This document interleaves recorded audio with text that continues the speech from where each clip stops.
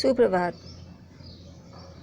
संस्कृत साहित्य का इतिहास के अंतर्गत आज हम रामायण और महाभारत का तुलनात्मक अध्ययन करेंगे। अभी तक हम समानताओं का अध्ययन कर चुके हैं। आज हम रामायण और महाभारत में विषमताओं के बारे में पढ़ेंगे। रामायण और महाभारत में सबसे बड़ा भेद संस्कृति का है। धर्म ही रामायणकालीन संस्कृति का प्राण था। महाभारत का युग कर्म प्रधान था। रामायण में करुणा और भावुकता, सरलता और संयम का साम्राज्य है, जबकि महाभारत में दर्प और औद्धत्य, उग्रता और तेज का प्राधान्य है। रामायण में पद पद पर धर्म की दुहाई दी गई है। धर्म ही राम को बन जाने, अनेक कष्ट सहने, यहाँ तक कि सीता का परित्याग करने को भी बाध्य करता है। पर महाभारत में स्वाभिमान का दर्प उसके पात्रों की रग रग में भरा है। गलती करने वाला अपनी गलती पर गर्व करता है। प्रेम करने वाला अपने प्रेम पर अभिमान करता है, पर घृणा करने वाला अपनी घृणा का खुलकर प्रदर्शन करता है। रामायण पढ़ते समय हम भक्ति रस में डूबरे उतराने लगते हैं, पर महाभारत पढ़ते समय पाठक एक जादू भरे वीरत्व के अरण्य में प्रवेश करता है, जहाँ पद पद पर विपत्ति है पर भय नहीं, जहाँ जीवन की चेष्टाएं बार बार असफलता पर चूर चूर हो जाती है, पर चेष्टा करने वाला हतोत्साह नहीं होता। यदि महाभारत में राम जैसे मर्यादा पुरुषोत्तम, भरत जैसे भाई, हनुमान जैसे भक्त और सीता जैसी पतिव्रता नारी नहीं है, तो रामायण में भी भीष्म जैसे तेजस्वी और ज्ञानी, बलराम जैसे बुद्धिमान, कुंती और द्रौपदी जैसे तेजोदीप्त नारियाँ और श्री कृष्ण जैसे प्रत्युत्पन्न मति और गंभीर तत्वदर्शी पात्र दुर्लभ है। रामायण की संस्कृति के समान महाभारत की संस्कृति समुन्नत एवं सुसंस्कृत नहीं प्रतीत होती। कहाँ रामचंद्र जी का परम पावन एवं आदर्श आचरण और कहाँ युधिष्ठिर का द्युत आदि कर्मों में प्रवृत्त होना, कहाँ लक्ष्मण भरत आदि का वह भारत स्नेह और कहाँ युधिष्ठिर के प्रति भीम और अर्जुन द्वारा अपमान सूचक शब्दों का प्रयोग, कहाँ राम और भरत की राज्य के प्रति अनिच्छा और कहाँ दुर्योधन की यह राज्य लिप्सा। शुच्यन अग्रनेव दास्यामि विना युद्धेन केशव।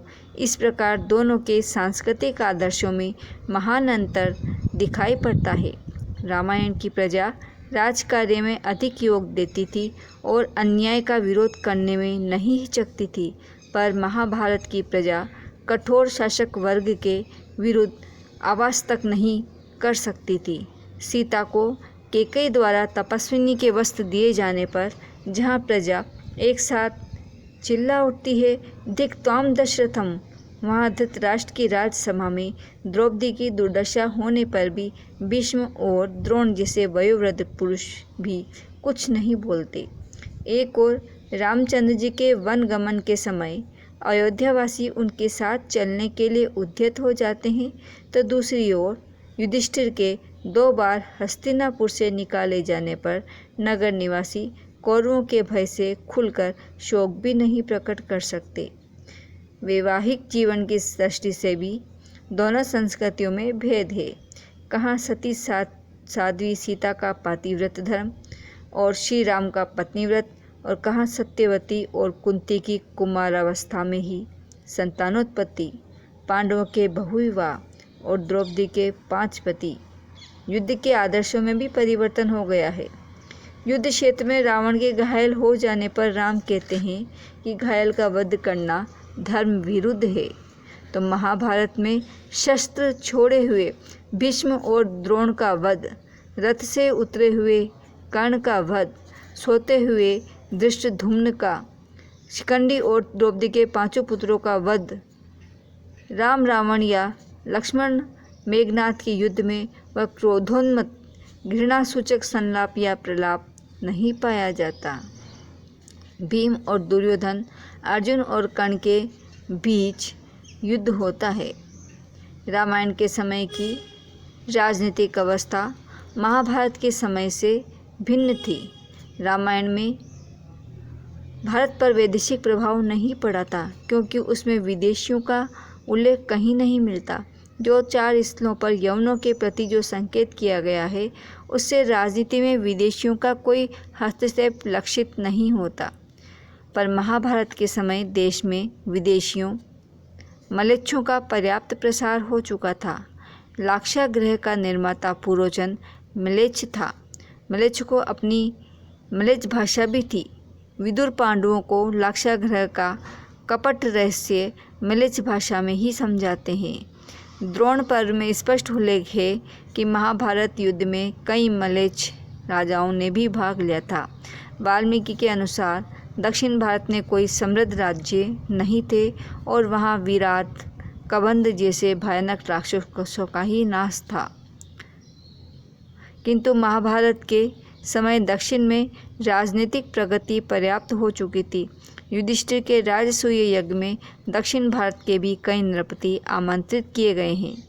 धार्मिक विश्वास और नैतिक नियमों में भी परिवर्तन हो गया था। रावण सीता का बलात् अपहरण करता है, पर जब हनुमान सीता को राम के पास अपनी पीठ पर बैठाकर ले जाना चाहते हैं, तब सीता पर पुरुष स्पर्श के भय से यह प्रस्ताव अस्वीकार कर देती है। रावण वध के अनंतर सीता को अपनी पवित्रता का प्रमाण देने के लिए अग्नि परीक्षा देनी पड़ती है, किंतु काम्यक वन में जब जयद्रथ द्रौपदी का बलात् अपहरण कर लेता है, तब उसके पतिगण द्रौपदी के चरित्र के संदेह नहीं करते। इससे प्रतीत होता है कि राम के समय पातिव्रत की भावना अधिक कठोर थी तथा नैतिक आदर्श अति उच्च था। उपयुक्त उदाहरणों से स्पष्ट है कि महाभारत में वर्णित सभ्यता अशांतिमय एवं अव्यवस्थित है, किंतु रामायण की सभ्यता अपेक्षाकृत अधिक शिष्ट, सुसंस्कृत एवं आदर्श है। इस आधार पर पाश्चात्य विद्वानों ने यह अनुमान किया है कि महाभारत कालीन संस्कृति रामायण कालीन संस्कृति की अपेक्षा प्राचीनतर है। उनके मतानुसार महाभारत की विषम एवं अव्यवस्थित संस्कृति कालांतर में रामायण की मर्यादित एवं सुव्यवस्थित सभ्यता में परिवर्तित हो गई, किंतु पाश्चात्यों के इस अनुमान के मूल में उनका विकासवाद का सिद्धांत है, जिसके अनुसार मनुष्य उत्तरोत्तर अधिक सभ्य एवं शिष्ट बनता जाता है। हमारा भारतीय दृष्टिकोण इसके विपरीत है। सतयुग, त्रेतायुग, द्वापरयुग और कलयुग का क्रम मनुष्य की उत्तरोत्तर हासोन्मुखी प्रकृति का ही परिचायक है। रामायण सतयुग की झांकी कराता है तो महाभारत कलयुग के आगमन की सूचना देता है। रामायण सुख, शांति, समृद्धि और व्यवस्था के युग का प्रतिनिधित्व करती है, तो महाभारत प्रचंड संक्षोभ, विप्लवकारी परिवर्तन तथा संहारकारी युद्ध के युग का दिग्दर्शन कराता है। धन्यवाद।